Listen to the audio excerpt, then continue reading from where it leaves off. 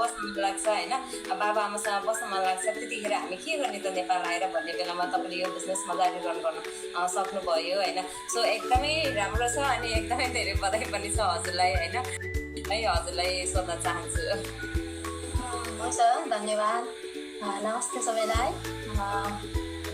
मेरो नाम चाहिँ दुईवटा छ। एउटा नाम अरुणा अनि अर्को नाम चाहिँ सविता। मेरो सविता चाहिँ अब अफिसियल नाम जहाँ चाहिँ मेरो अब होइन अब स्कुलमा होइन मेरो डकुमेन्टमा सवितै छ। अनि अरुणा चाहिँ मेरो प्यारो नाम, मेरो बाजेले राखिदिनु भएको। अनि अरुणा नामले नै म सबैमा चिनिन्छु, फेसबुकमा पनि, परिवारमा पनि, गाउँमा पनि। त्यही भएर हजुरले मलाई अरुणा भन्नुभयो। अनि कतिलाई चाहिँ मेरो बिजनेस पार्टनरहरूलाई मेरो नाम थाहा छैन। अनि मेरो पेजमा पनि सविता राई एन्ड अरुणा पनि छ।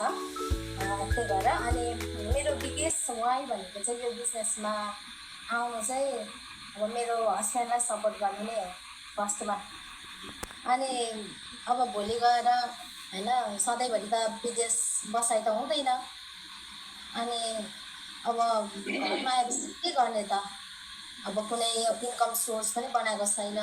अनि मलाई चाहिँ मेरो श्रीमान चाहिँ घरदेखि टाढो बसेको मनै पर्दैन।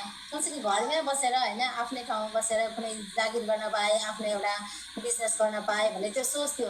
अनि योभन्दा अगाडि मैले सानो सानो त्यो घरेलु उद्योग पनि सोचेको हो गर्नको लागि, कि त्यसो गर्दा पो हुन्छ कि भनेर सोचेँ। तर मेरो घरमा बच्चाहरू चाहिँ सानो भएको कारणले गर्दा चाहिँ मैले त्यो घरेलु उद्योगमा चाहिँ मैले सोचेँ मात्रै, त्यो कुरामा म त्यति इन्ट्रेस्ट भएर लागि पर्दिनँ। तरै पनि मैले कुरा चाहिँ गरेको थिएँ।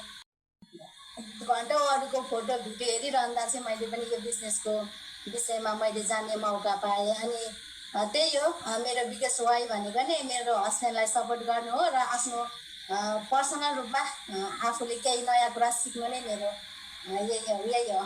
Thank you so much.